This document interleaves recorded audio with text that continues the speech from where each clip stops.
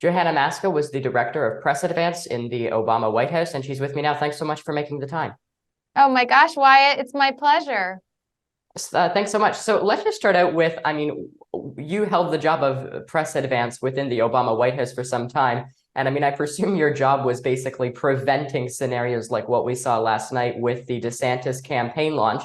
I imagine a lot of people within the DeSantis campaign are probably rethinking their choices after last night. So, Wyatt, it was now a very long time ago when I started with the then candidate, Senator Obama.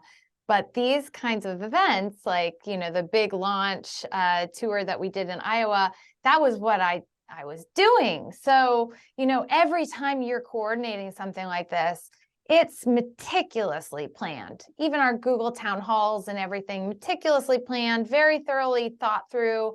And you're sitting backstage at times with an atomic clock to make sure that you hit the time because it's so important for your media engagement. And so last night I tuned in to the Twitter town hall like you guys. And at first I start hearing like some of the chatter back and forth. And I was like, oh dear, this is not looking so good for the tech bros. And then it just kept getting worse, and you'd have them come back in and they're like, well, we think we're crashing the internet. And it's like, oh no.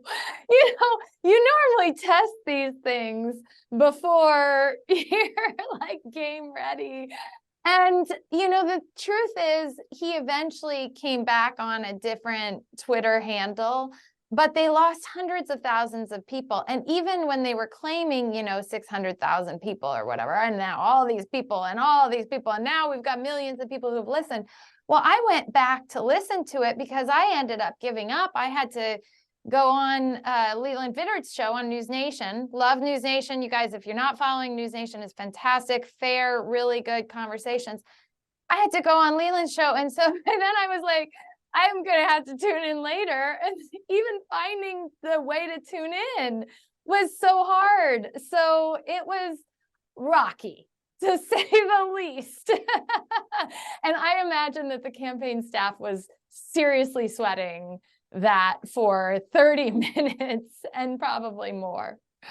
And for example, Tim Scott, the South Carolina senator, he announced on Monday that he was running in what is, I guess, a lot more typical for a presidential campaign. You hold a rally, you have supporters surrounded with you. So what Ron Desantis did was fairly atypical, you could say, for a presidential candidate. Even as you point out, you could hear, for example, Elon Musk, the person who was moderating the event, Ron DeSantis, passing the phone around to each other. You said is very hard to find. All these examples. Can someone like Ron DeSantis, from your perspective, recover from this, given that, not very many people, or at least as many people had anticipated, were able to tune in last night?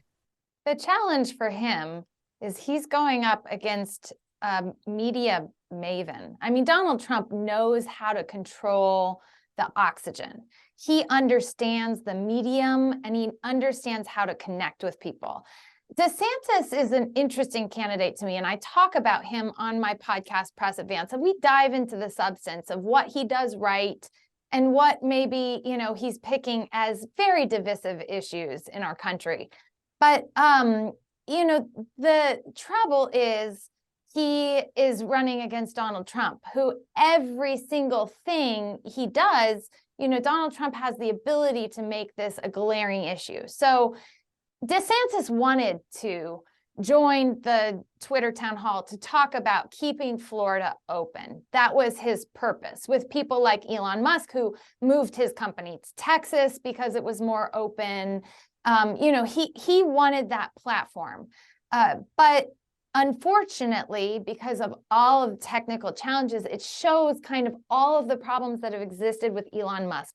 After that, it shows that he's not right about everything. And so, before he even started, Donald Trump had so many campaign ads made in one Twitter town hall. And look, you can say, oh, he can blame it on Elon, but nobody remembers that healthcare.gov got fixed. Everyone remembers that healthcare.gov, if you were part of the generation paying attention to healthcare reforms when it was coming up and, people were logging in, it crashed. when that crash happens, it's not impossible, but it's very difficult to recover from.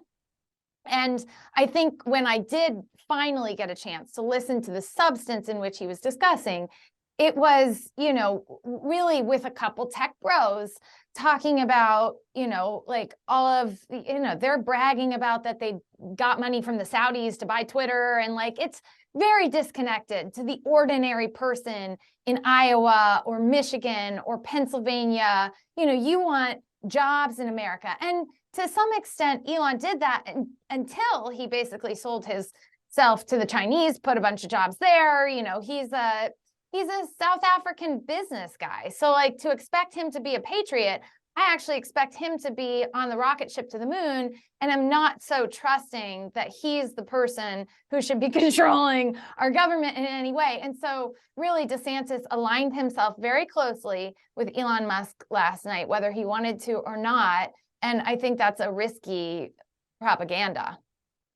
And when you look at what the current state of the 2024 presidential race is at this point in time, obviously very early stages right now. The first caucus hasn't even took place yet. The general election is still not until 2024. But a lot of candidates, at least the ones who are fairly big name, who we are expecting to announce, a large portion of them have already done that. Of course, former President Trump, Nikki Haley, now Ron DeSantis, Tim Scott on Monday as well. What are you expecting some of the key issues to be as we move into 2024? And to what extent will policy discussions outweigh the discussions about, character and personality? Something that, we've seen. Character is really important to people about their president, because ultimately, Wyatt, when I was in the White House, what I saw is that any decision that's easy is made well before it ever gets to the president of the United States desk. The president of the United States is making the most difficult decision. So what kind of judgment they have is one of the things that Americans look for when they're choosing a president. So character is always going to matter. But in talking about character, they're always asking these hard questions on substance and policy. And that's what I thought was the disservice. And we'll see, DeSantis will probably try to write it next week. But the disservice of the Twitter town hall last night was the only questions that were taken were from a very select group. Donald Trump, while you love him, hate him, think whatever he is, he has some of those tendencies that I've actually seen from authoritarian leaders, like whether it's Erdogan in Turkey or, some of these leaders that Berlusconi in Italy was perfect like this, but he'd take every question but not answer them. To, actually, Mike Pompeo's credit. Mike Pompeo is a person, he was Secretary of State. He was considering running for president. He was CIA director before that. We had him on our podcast, One Decision, and he answered every question. He could answer the question and he was very defined. Now, I think DeSantis can do that, and you're going to see that. But I actually think out of this week's launches, Tim Scott showed that we can have a politics of hope again. And I think that for the Republican Party, there's a big divide right now.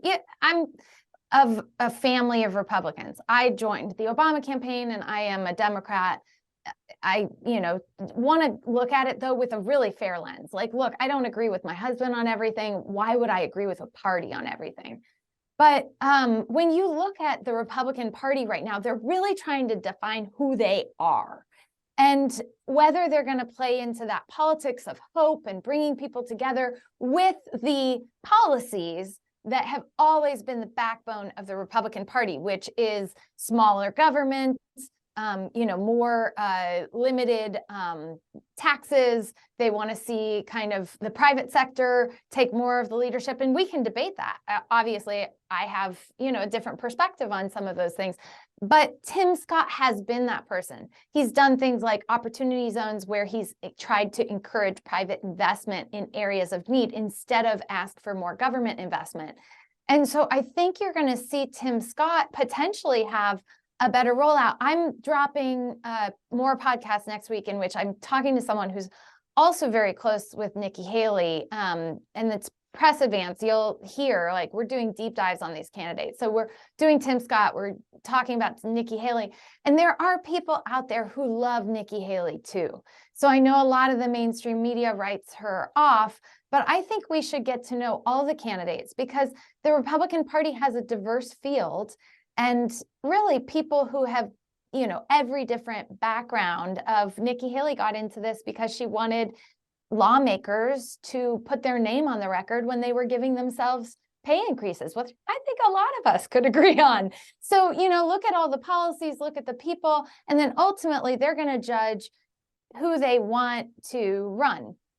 Now, the last thing I'll say, Wyatt, because I know our time is brief, but I did a piece in The Hill this week, and the thing I'm watching for right now at this early stage, polls don't vote.